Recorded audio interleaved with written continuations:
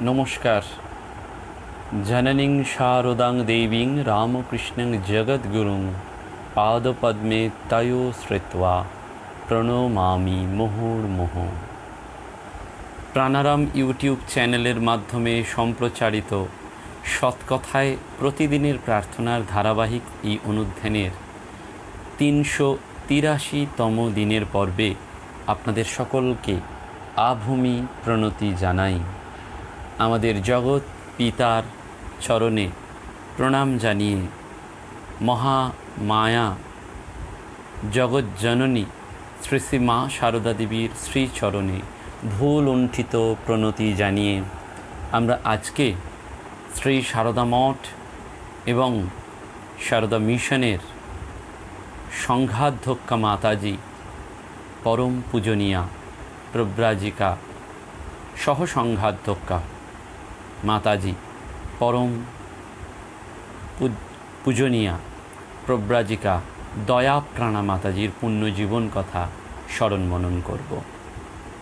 আমরা জানি যে স্বামী বিবেকানন্দের যে স্ত্রী মঠ বাস্তবায়িত করার স্বপ্ন তাঁর ছিল, সেই বাস্তবায়িত করার স্বপ্নে 1954 সালের 2রা ডিসেম্বর সেই স্বপ্নকে সার্থক রূপ দিয়ে দক্ষিণেশ্বরের নিকটে গঙ্গার পাড়ে এই স্ত্রী মঠের উদ্বোধন হয় এবং বেলুর মঠের তদানীন্তন প্রবীণ সন্ন্যাসীবৃন্দ, ব্রহ্মচারিণী এবং ভক্ত মণ্ডলীর উপস্থিতিতে তদানীন্তন সংঘাধ্যক্ষ পূজ্যপাদ স্বামী শঙ্করানন্দজি মহারাজ, শ্রী শ্রী ঠাকুর, শ্রী শ্রী মা এবং স্বামীজি মহারাজের নতুন প্রতিকৃতি স্থাপন করে মঠের প্রতিষ্ঠা কার্যটি সম্পন্ন করেছিলেন।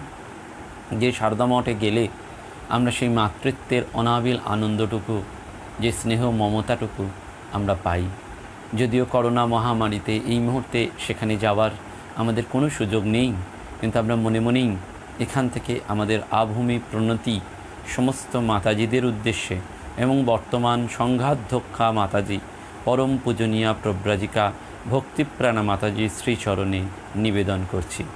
এই মুহূর্তে ওখানে রয়েছেন পরম পূজনীয়া প্রব্রাজিকা আনন্দপ্রাণা মাতাজি, যিনি অন্যতম সহসংঘাধ্যক্ষা। তাঁর চরণেও আমার ভুলুণ্ঠিত প্রণতি। অন্যান্য যারা বরিষ্ঠ সন্ন্যাসিনী মাতাজিরা রয়েছেন তাদেরকে আমার আভূমি প্রণতি জানাই।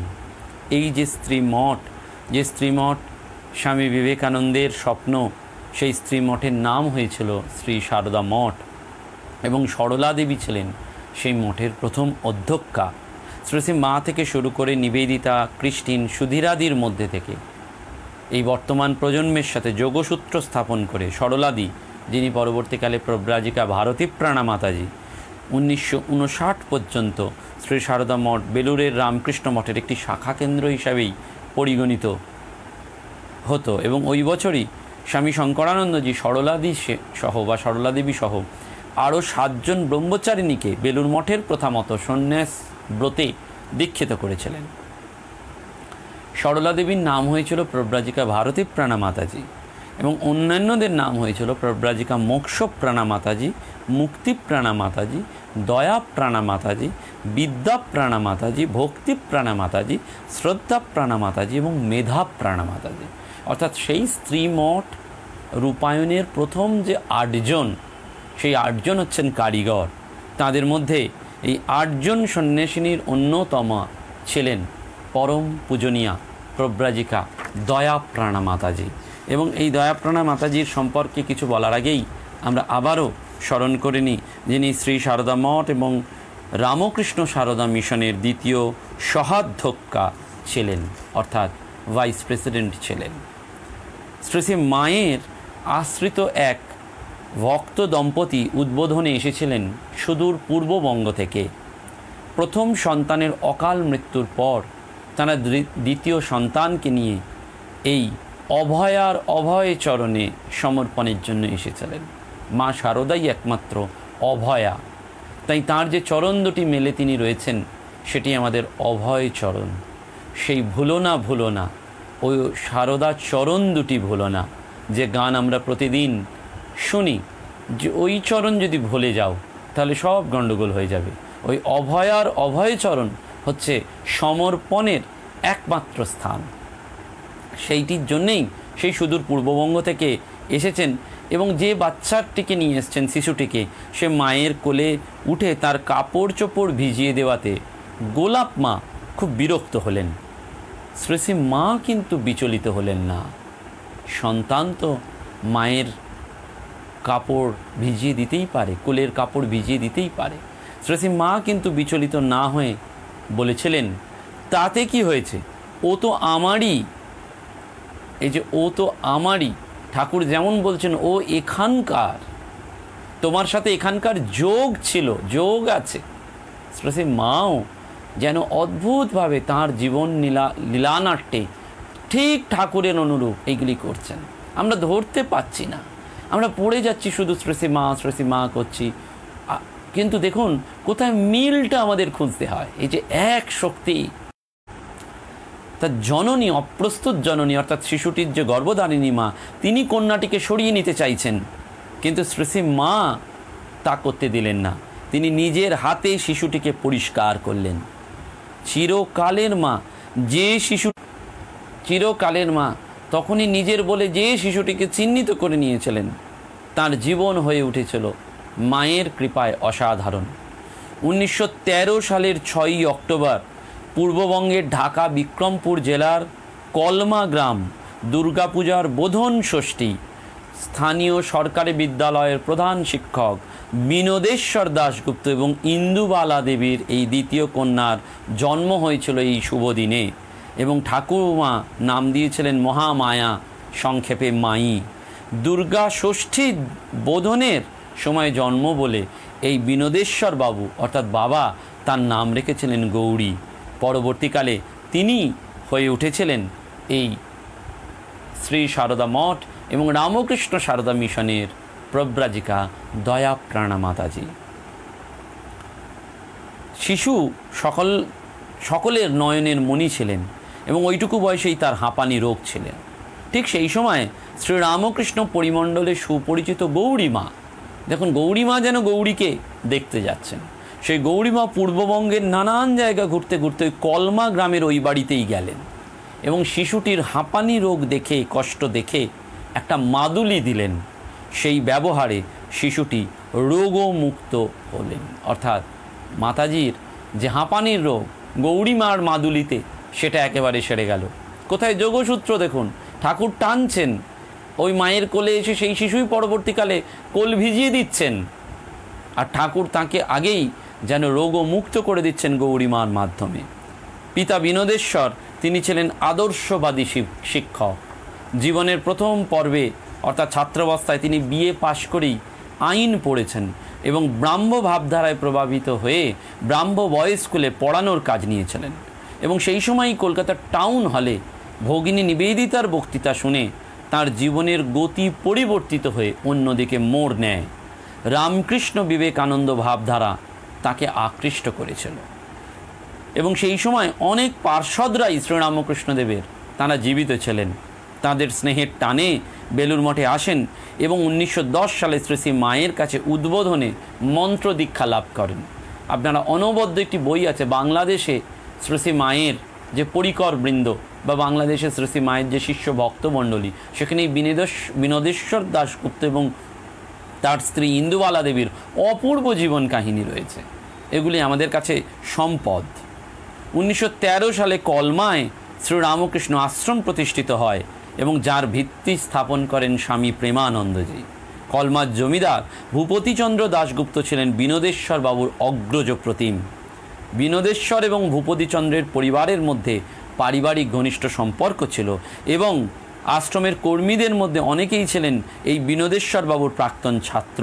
তাদের মধ্যে দুজনেই ছিলেন স্বামী বেদানন্দ এবং স্বামী সম্বুদ্ধানন্দ। শ্রীরামকৃষ্ণ পার্ষদ এবং বেলুর মঠের বহু প্রবীণ সন্ন্যাসী স্বামী প্রেমেশানন্দজি, স্বামী নির্বেদানন্দজি, স্বামী সুবোধানন্দজি, আত্মানন্দজি বিভিন্ন সময় কলমায় শ্রীরামকৃষ্ণ আশ্রমে পদার্পণ করেছিলেন এবং তাদের দেখাশোনা এবং সেবার পূর্ণ সুযোগ গ্রহণ করেছিলেন এই ভক্ত পরিবার। পরবর্তীকালে সারগাছি থেকে স্বামী প্রেমেশানন্দজি এই গৌরীকে লিখেছিলেন, তোমরা ভক্ত গৃহে জন্মিয়াছ, স্বাভাবিক সহজ সংস্কার রূপে তোমরা ঠাকুরকে আপনার বলিয়া জানিয়াছ, তাই এতে উত্তেজনা উন্মাদনা নেই। যে চির আত্মীয় নিতান্তই আপন, তাহার উপর যে প্রীতি তাহা ঝাঁঝালো হয় না, তাহা হয় স্নিগ্ধ মধুর। তোমরা অনায়াসে আমোদ আহ্লাদের মধ্য দিয়াই ঠাকুরকে পাইবে।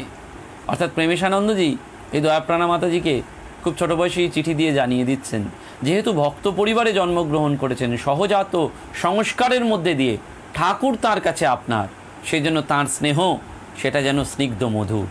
এবং সত্যি সত্যি এই একান্নবর্তী পরিবারের সকলের মধ্যে থেকেও তিনি ছিলেন স্বতন্ত্র, একেবারে সকলের দিদিমণি। নিজেই পরবর্তীকালে লিখেছেন যে কোনো গণ্ডগ্রামে একান্নবর্তী এক দরিদ্র পরিবারে জন্ম হয়, স্কুল মাস্টারের মেয়ে ছিলাম বলিয়া, স্কুল কলেজের বিদ্যা ছিল না বলিয়াও আমার কোনো অভিযোগ ছিল না। মনের আনন্দে বাবার কাছে গল্প শুনিয়াই তৃপ্ত ছিলাম। বাবার মুখে মুখে যতটুকু জ্ঞান বুদ্ধি পাইয়াছিলাম তা দিয়াই আজও চালাইয়া যাইতেছি। অর্থাৎ বাবার মুখে মুখে যেটা শুনছেন সেটাই তার শিক্ষা। এবং স্কুলে ভর্তি না হয়েও ছোটোবেলা থেকে তার বই পড়ার প্রতি বিশেষ আগ্রহ ছিল। ছোট ভাইকে দিয়ে আশ্রম লাইব্রেরির বই আনাতেন এবং জীবনের শেষ পর্বে দেখা গেছে মাসের 27 তারিখ হলেই উদ্বোধন এসেছে কিনা সেই ব্যাপারে তিনি খোঁজ নিতেন। পরবর্তীকালে শ্রী সারদা মঠের প্রবীণ সন্ন্যাসিনীরাও কোনো ব্যাপারে সন্দেহ থাকলেই দয়াপ্রাণা মাতাজিকে জিজ্ঞেস করে সত্যতা যাচাই করতেন। কেন না, দয়াপ্রাণা মাতাজির খুব দ্রুত পড়ার যেমন ক্ষমতা ছিল, তেমনি তার মনে রাখার ক্ষমতা ছিল অদ্ভুত। তিনি দ্রুত বই পড়ে ফেরত দিতেন এবং সেই পড়ার মধ্যে উল্লেখযোগ্য রচনাগুলো কখনো তিনি বাদ দিতেন না। এবং সেই সময় সত্যি বইটা পড়েন কি না এইরকম কোনো সময় সন্ন্যাসিনীদের সন্দেহ জেগেছিল, উদ্বেগ হয়েছিল। তারা যখন প্রশ্ন করেছিলেন তারা দেখেছিলেন যে দয়াপ্রাণাজি একেবারে নির্ভুল উত্তর দিয়েছেন। এবং বাবার কাছে সাধু মহাপুরুষদের কথা ছাড়াও জাগতিক নানান বিষয় তিনি শিখেছিলেন। একবার 18-19 বছর বয়সে কলকাতার গড়পাড়ের মামার বাড়ি থেকে ছোটো ভাইকে নিয়ে উমেশ কাকার সাথে তিনি বসু বিজ্ঞান মন্দিরের উদ্ভিদের প্রাণ স্পন্দন সংক্রান্ত যন্ত্রপাতিও দেখতে গিয়েছিলেন।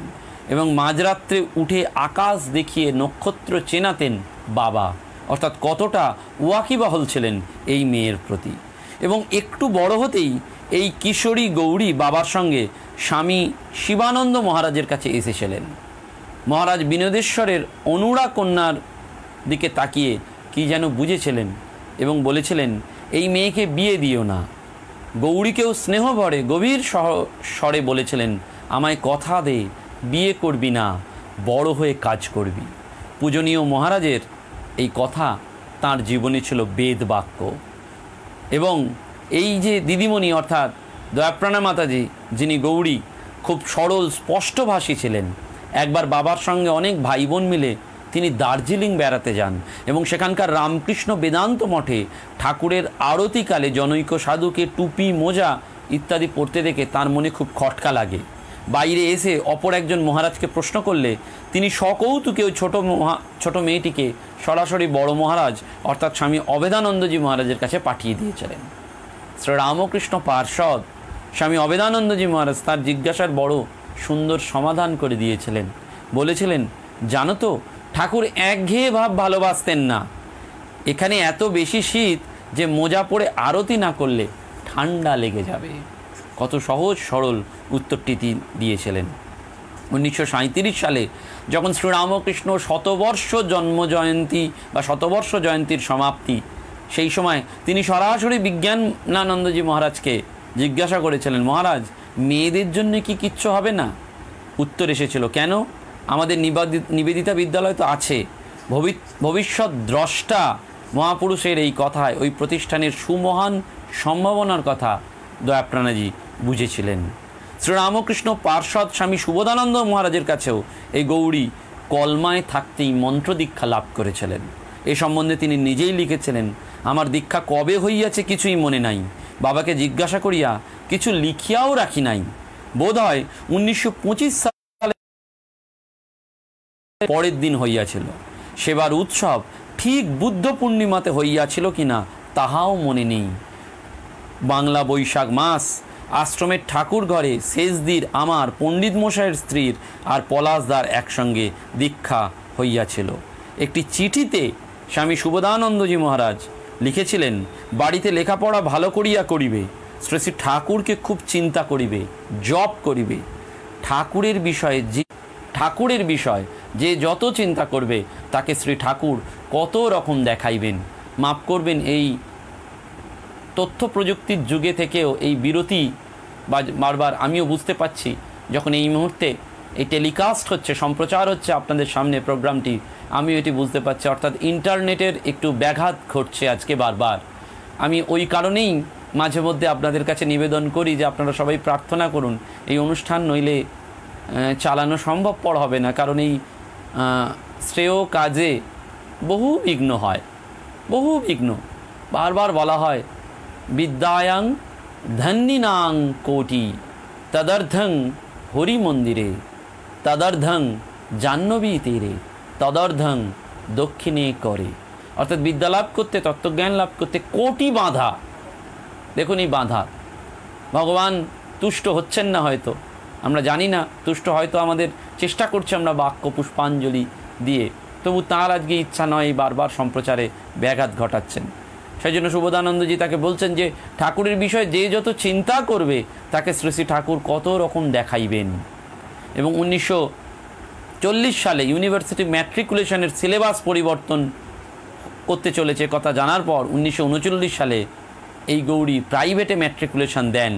1941-এ ব্রাহ্ম গার্লস স্কুলের প্রাইমারি টিচার্স ট্রেনিং নেওয়ার জন্য তাকে কলকাতায় আসতে হয়। এবং এই নিবেদিতা বিদ্যালয় তার আগেও অনেকে যোগ দিতে আসেন।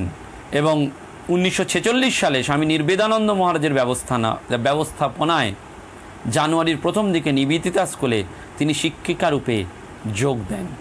এবং এই কলকাতাতে আসার সময় ব্রাহ্ম সমাজে কবিগুরু রবীন্দ্রনাথ ঠাকুরের স্মৃতিবাসরে যখন রামানন্দ চট্টোপাধ্যায় পৌরোহিত্য করেছিলেন, সেইখানে তিনি উপস্থিত ছিলেন এবং সেখানে গান শুনিয়েছিলেন কনক দাস। তার কথাগুলি তার চিরজীবন মনে ছিল। জানি হে যবে প্রভাত হবে তোমার কৃপা তরণী, লইবে মোরে ভবসাগর কিনারে, হে প্রভু করি না ভয় তোমারই জয়, গাহিয়া যাব চলিয়া, দাঁড়াবো আসি তব অমৃত দুয়ারে, হে প্রভু। অর্থাৎ তিনি যেন এটি জানাচ্ছেন। স্বামী নির্বেদানন্দজি মহারাজ মানুষ চিনতেন। তাই এই বিদ্যালয়ে যখন দয়াপ্রাণাজি প্রবেশ করছেন, তার আগেও এই কলমা থেকে অনেক দু একজন ভক্ত মেয়ে এসেছিলেন, তারা থাকতে পারেননি, চলে গিয়েছিলেন। সেই জন্য একটা সংশয় এসেছিল, কিন্তু নির্বেদানন্দজি বলেছিলেন না, গৌরী খুব পারবে। পরবর্তীকালে দেখা যায় যে 1946-এ গরমের ছুটির পর কলমা থেকে ফিরে গিয়ে তিনি দেখলেন বিজলিদি অর্থাৎ বিদ্যাপ্রাণা মাতাজি, পুরানো কর্মীরা সকলে চলে গেছেন, কিন্তু তিনি ছাড়েননি এবং প্রধান শিক্ষয়িত্রীর দায়িত্ব নিয়েছিলেন রেণুদি অর্থাৎ প্রব্রাজিকা মোক্ষপ্রাণা মাতাজি। এবং আমরা জানি যে এই নিবেদিতা বিদ্যালয়ের সঙ্গে তার ধীরে ধীরে প্রাণের সংযোগ তৈরি হয়েছিল। তাকে একবার প্রব্রাজিকা ভারতীপ্রাণা মাতাজি বলেছিলেন, সারদা মন্দিরের সঙ্গে কি অন্য প্রতিষ্ঠানের তুলনা চলে? এটা আদি মঠ। তাই নিবেদিতা বিদ্যালয়ের 75 বছরের পূর্তি উপলক্ষে স্মারক পত্রিকা দয়াপ্রাণা মাতাজির এক অদ্ভুত স্মৃতিচারণা রয়েছে, সেটি সত্যি সত্যি আমাদের কাছে অমূল্য। এবং এই বিদ্যালয় পর্বে তার শান্ত সংযত ব্যক্তিত্ব সকলেই মুগ্ধ হয়েছিলেন। পরবর্তীকালে এক সন্ন্যাসিনী লিখছেন, গৌরীদির সঙ্গে আমার প্রথম যখন পরিচয় তখন আবাসিক শিক্ষয়িত্রী রূপে খুব ভালো লাগতো ওর ব্যবহার। সকলের সঙ্গেই হৃদ্রতা ছিল গৌরীদির, যার মধ্যে যে গুণটি আছে তার সেই গুণটিকে বড় করে দেখে আমাদের চোখের সামনে তুলে ধরাই ছিল গৌরীদির একটি বিশেষ গুণ। এই যে মানুষকে ভালো বলা, ছোট্ট গুণ কিন্তু তাকেও দেখা, সেইটি তার গম্ভীর প্রকৃতির মধ্যে কখনো কখনো কিন্তু কৌতুকবোধটিও ছিল। সুদূর গুজরাট থেকে কখনো এক কর্মী এসেছেন, আজন্ম তিনি নিরামিষ আহারে অভ্যস্ত।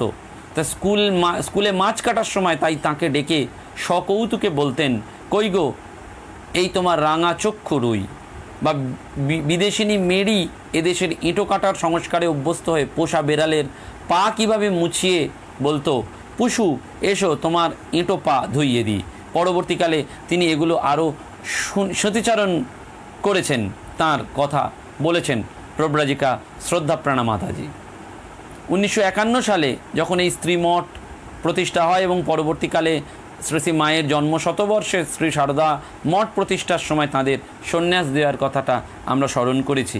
এবং এই নিবেদিতা স্কুল পর্বে দয়াপ্রাণা মাতাজির একটি ধ্যানপরায়ণ নির্লিপ্ত জীবনের সান্নিধ্যে তিনি এসেছিলেন এবং সেই জীবন অবশ্যই প্রব্রাজিকা ভারতীপ্রাণা মাতাজির।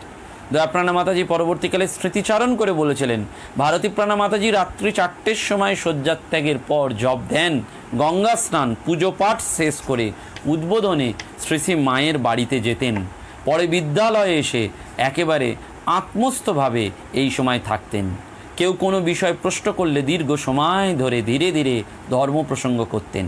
দয়াপ্রাণাজির মনে হয়েছিল শ্রী শ্রী মার এই শান্ত জীবন এই ভারতীপ্রাণা মাতাজির জীবনের মধ্যে দিয়ে যেন প্রতিবিম্বিত হয়েছে। এবং এই দয়াপ্রাণা মাতাজি জীবনের এই শ্রেষ্ঠ ব্রত গ্রহণের আগে মা ইন্দুবালা দেবীকে একটি চিঠি লিখেছিলেন। কারণ যখন তার এই সন্ন্যাসটি হয়, তার নাম যখন গৌরী থেকে দয়াপ্রাণা হয়, তখন সেটি লিখেছিলেন যে, মা আজ একটা কথা তোমাকে জানাইতেছি। এবার 1 জানুয়ারি শ্রী শ্রী মার জন্মতিথির দিন আমাদের 7 জনকে সন্ন্যাস দেবেন ঠিক করিয়াছেন। আশাদি, রেণুদি, লক্ষ্মীদি, বিজলিদি, বড় কল্যাণী, ত্রিচূড়ের একটি মেয়ে এবং আমি। তোমাদের বহু পুণ্যের জোরেই আমার নামও পড়িয়াছে। আমার এই পবিত্র ব্রত নেওয়ার কোনো যোগ্যতা নেই, তুমি প্রাণ ভরিয়া আশীর্বাদ করিও। তোমরা তো ছোটোবেলা হইতেই আমাকে শ্রী শ্রী ঠাকুরের পায়ে দিয়াছিলে। আমার নিজের তখন তো কোনো বিবেক বুদ্ধি ছিল না, এখন যেন নিজেকে নিজে ঠাকুরের পায়ে দিতে পারি, এইটি যেন জীবন বোধ। এই যে সমর্পিতা এক জীবন দয়াপ্রাণা মাতাজির, এইটি যে তার মা যে জীবনকে ছোট বয়সেই শ্রী শ্রী মায়ের কাছে তুলে দিচ্ছেন, পরবর্তীকালে তিনিও সেটা যেন রিয়েলাইজ করছেন। এবং সেই জন্য তিনি তার মাকে, গর্ভধারিণী মাকে বলছেন তার বহু পুণ্যের ফলে তার এই কৃপা লাভ হচ্ছে। চিঠিতে লিখছেন, মা তুমি কিন্তু রোজ শ্রী শ্রী ঠাকুর মার কাছে আমাদের জন্য প্রার্থনা করিও। নির্মল মহারাজ স্বামী মাধবানন্দ বলিয়া গিয়াছেন, তোমাদের জানাইয়া তোমাদের আশীর্বাদ ভিক্ষা করিতে। অর্থাৎ সন্ন্যাসের আগে গর্ভধারিণী মা বাবার এই যে আশীর্বাদ নেওয়া সেটি রীতি, সেজন্য জানাচ্ছেন এবং প্রার্থনা। আমাকে শ্রী সারদা মঠের একজন সন্ন্যাসিনী বলেছিলেন, সত্যি কথা, তোমাদের জন্যও আমাদের প্রার্থনা করতে হয়, সকলের জন্য সকলকে প্রার্থনা করতে হয়। এবং সেই জন্য আমি বারবার আপনাদের ব্যক্তিগতভাবে বলি, অন্তত আমার জন্য আপনারা প্রার্থনা করবেন। আমার সকলের জন্য তো করবই আমরা সকলে। আমিটা শোনালে হয়তো আপনাদের স্বার্থপরতার মতন মনে হচ্ছে, কিন্তু সত্যি সত্যি যদি আমরা এক মন এক প্রাণ হয়ে সকলের জন্য, জগতের জন্য, সর্বাঙ্গীন মঙ্গল কুশলের জন্য যদি প্রার্থনা করি, তাহলে তার মধ্যে হয়তো আমরাও এসে পড়ব ব্যক্তিগত। দীর্ঘ 20 বছর নিবেদিতা স্কুলের আদি মঠে কাটিয়ে 1966 সালে দয়াপ্রাণা মাতাজি শ্রী সারদা মঠের মূল কেন্দ্রে স্থায়ীভাবে আসেন এবং মঠে তখন ভারতীপ্রাণা মাতাজির সঙ্গে মুক্তিপ্রাণা মাতাজি, সুচিত্তাপ্রাণা মাতাজি, শুভাপ্রাণা মাতাজি এবং অন্যান্য প্রবীণ নবীন সন্ন্যাসিনী ব্রহ্মচারিণীরা রয়েছেন। রান্নাঘরে ব্রাহ্মণ মহিলারা সন্ন্যাসিনীদের তখন সাহায্য করতেন। সেই পুরানো কর্মীদের মধ্যে হয়তো কেউ সারদা মঠে যারা ছিলেন তারা বলতেন যে ঠাকুরের ভোগ তুলতে যাতে দেরি না হয় সেই দিকে গৌরীদির সবসময় সজাগ দৃষ্টি থাকত। বড় মাপের কড়া একাই নামাতে পারতেন। কাজের চাপ যতই থাক, এইসব সাহায্যকারী মেয়েদের প্রতি তাকে সবসময় সদয় ব্যবহার করতে দেখা যেত। পরবর্তীকালে ব্রহ্মচারিণীদের ক্লাসে তাকে বলতে শোনা যেত যে এদের কখনো সামান্য ভেবো না, তোমাদেরই তো সব কাজ করার কথা, তোমরা তা পারো না বলেই এদের সাহায্য নাও, সে কথা ভেবে এদের যোগ্য মান দেবে। অর্থাৎ এই যে সহযোগিনীরা যারা সাহায্যকারী, তাদেরকেও কতটা উচ্চ চোখে দেখছেন। এইটাই তো মনের পরিবর্তন, এইটাই তো সন্ন্যাস জীবনে প্রাপ্তি। শুধু আমি গেরুয়া পড়লাম তা নয়, মনটাকে আমি রাঙাতে পারলাম কিনা। ওই যে ব্রাহ্ম সমাজের গানে আছে, কি ভুল করিয়াছি মন না রাঙিয়ে কাপড় রাঙিয়াছি যোগী। অর্থাৎ মনটাকে, মনে প্রাণে সন্ন্যাসী হতে পেরেছে কি? এই মনে প্রাণে সন্ন্যাসী হওয়ার জন্য যারা সাহায্য করছেন তাদের প্রতিও মান দেওয়া। আমরা সাধারণত তাদের দিকটা অতটা দেখি না, নেগলেক্ট করি। এই তাদের কথা বলছেন। ব্রহ্মচারিণীদের লজেন্স বা চকলেট দিলে সেই সঙ্গে ওই সব মহিলাদের প্রত্যেকের নাম করে তাদের প্রাপ্য ভাগটুকু দিতেও তিনি ভুলতেন না। রান্না, ঠাকুর সেবা ইত্যাদি ছাড়াও তিনি নিয়ম করে গুল দিতেন, অর্থাৎ যে গুল, রান্নার গুল, এবং গোবর মেখে ঘুঁটে দিতেন। তাকে ওই কাজেও একান্ত নিষ্ঠার সঙ্গে সকলে করতে দেখেছে। অর্থাৎ তার প্রত্যেকটা কাজের উদ্দেশ্যই ছিল ঠাকুরের প্রীতি সাধন, লোক দেখানো ভাব নয়। একবার তিনি ঠাকুর ঘরের সেবায় ব্যাপৃত আছেন। বিকালে আরতির জোগাড় করতে গিয়ে নবাগতা ব্রহ্মচারিণী গোলাপের সঙ্গে ফার্ন পাতা বেঁধে আরতির ফুলটি রেখেছেন। তাকে ডেকে সঙ্গে সঙ্গে দয়াপ্রাণাজি মাতাজি বলেছিলেন যে তোমার দেওয়া এই ফুলে আজ আমি আরতি করব, কিন্তু মনে রেখো ফুল হলো গন্ধতত্ত্ব, অর্থাৎ পঞ্চতত্ত্বের অন্যতম পৃথিবীর প্রতীক। এই ভেবেই আরতি করা হয়, পাতা দিয়ে বাহার করার প্রয়োজন নেই। অর্থাৎ বাহারের জন্য নয়, এই যে পঞ্চতত্ত্ব অর্থাৎ আধ্যাত্মিক যোগসূত্রের জন্যেই আরতি, সেটি তিনি একেবারে মিলিয়ে দিচ্ছেন। মঠে তখন ভারতী প্রাণা মাতাজির দুর্লভ সান্নিধ্য যে কত মূল্যবান সে সম্পর্কে তিনি সদা সর্বদা সচেতন ছিলেন। তাই তাঁর সেবার জন্য নতুন মেয়েদের যাতে কোনো ভুল ত্রুটি না করে ফেলে তার জন্য তিনি সর্বদা সজাগ থাকতেন। ভারতী প্রাণা মাতাজি শেষ দিন পর্যন্ত ছায়ার মতন সঙ্গে সঙ্গে থেকে তিনি নিঃশব্দে দেখাশোনা করতেন। নিজেকে নেপথ্যে রেখে সেবা করাটাই তাঁর ছিল স্বভাব। শেষ অশোকের সময় যখন ভারতী প্রাণা মাতাজি শয্যাশায়ী, তখন অন্যান্য মিশন কেন্দ্র থেকে সময়ে অসময়ে তাকে দর্শন করার জন্য অনেক নতুন মেয়েরা ছুটে আসত, কিন্তু বাঁশের কাপড় বলে তাদের রোগীর কাছে যেতে দেওয়া হতো না। এই রকম কোনো নবাগতাকে মনে কষ্ট পেতে দেখে দয়াপ্রাণা মাতাজি তাকে ডেকে পরামর্শ দিয়েছিলেন, কাল তুমি এক সেট জামা কাপড় সঙ্গে এনো, উঠোনে বাঁশের কাপড় কেচে মেলে দিও, পরের দিন এসে আমার ঘর থেকে তোমার কাঁচা কাপড়টি নিয়ে যেও। এই ব্যবস্থায় সে পরের দিন থেকে ভারতী প্রাণা মাতাজির ঘরে ঢুকে তাকে সেবা করার অসামান্য সুযোগটি পেয়েছিলেন। সেই ব্রহ্মচারিণী তার কৃতজ্ঞতা দিয়ে জীবনটিকে ধন্য করেছিল এবং পরবর্তীকালে আক্ষেপ করে বলেছিলেন, তখন তো বুঝিনি, আজ মনে হয় উনি প্রত্যেক দিন নিজে আমার কাপড় তুলে ঘরে রেখে দিতেন। কত বড় মহৎ প্রাণ, কত বড় তার হৃদয়ের ব্যাপ্তি যে একজন নবাগতা ব্রহ্মচারিণীর কাপড় তিনি রোজ তুলে ঘরে রেখে দিচ্ছেন। এবং দয়াপ্রাণা মাতাজি বৃদ্ধ বয়স পর্যন্ত নিজের কাপড় নিজেই কেচে রং করতেন। একাদশী বা বিশেষ কোনো শুভ দিনে কাপড় কাচা তিনি পছন্দ করতেন না। বাগানে প্রচুর ফুল ফুটত, তাই নিষ্ঠা ভরে তিনি নিজের হাতে মালা গাঁথতেন। শীতে গ্রীষ্মে খালি পায়ে নিঃশব্দে নিজের কাজ করে যেতেন। এবং সাধু জীবনের লক্ষ্য কী, সেই লক্ষ্যে কি করে এই নবাগতা ব্রহ্মচারিণীরা পৌঁছবেন সেই বিষয়েও তিনি অসাধারণ ক্লাস নিতেন। ব্রহ্মচারিণীদের ক্লাসে একটি কথা তিনি বারবার বলতেন, আমরা সবাই এক পরিবারের আপনজন। বরানগর মঠে থাকতে ঠাকুরের ছেলেদের পরস্পরের এত ভালোবাসা ছিল যে একজনকে চিমটি কাটলে অন্যজন উহ করে উঠত। তোমরাও আটপুরে গিয়ে ধুনি মন্দির দেখে এসো। আটপুরে ধুনি মন্দিরের গায়ে স্বামীজি এবং তাঁর গুরু ভাইদের একে অন্যের পিঠে হাত দিয়ে থাকা রিলিফ মূর্তি তাঁর খুব প্রিয় ছিল। বলতেন, আমরা সবাই ভাই ভাই, এই ভাবটা মনে রেখো। দয়াপ্রাণা মাতাজি ব্রহ্মচারিণীদের বারবার বলতেন, প্রেমেশ মহারাজের ভাব অনুসারে তোমরাও ভাববে যে এখানে অর্থাৎ শ্রী সারদা মঠে যারা আছে তারা বিশাল রামকৃষ্ণ পরিবারের অন্তর্ভুক্ত। তোমরা ঋষিদের পরম্পরায় সনক সনাতন, তাঁদের থেকে সুখদেব, সুখদেবের থেকে গৌড়পাদ, গৌড়পাদ থেকে গোবিন্দপাদ, গোবিন্দপাদ থেকে আচার্য আদিশঙ্কর এবং দশনামী সম্প্রদায় শ্রীমৎ তোতাপুরীর সন্ন্যাসী শিষ্য শ্রীরামকৃষ্ণ পুরী এবং মা শারদার শিষ্য প্রশিষ্য এখানে চলছে। এটাই তোমাদের প্রকৃত বংশধারা। এবং রহস্য করে বলতেন, বৃদ্ধ বয়সে তো কাজকর্ম করতে পারবে না, তখন এইসব স্তব স্তোত্র স্মরণ করে কত আনন্দ পাবে, নইলে পরের দোষ দেখে বেড়াবে।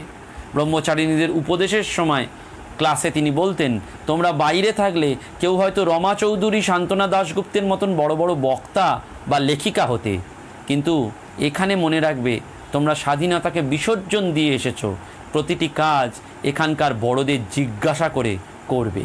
এবং একবার তিনি ক্লাস চলাকালীন বলেই দিয়েছিলেন, কিছু পাইনি ভেবে আক্ষেপ করো না, ভগবান যখন দেবেন তখন তোমার প্রত্যাশার অতিরিক্ত দিয়ে ভরিয়ে দেবেন। এইটি এদের জীবনের ধর্ম, এইটি এদের জীবনের সাধনা।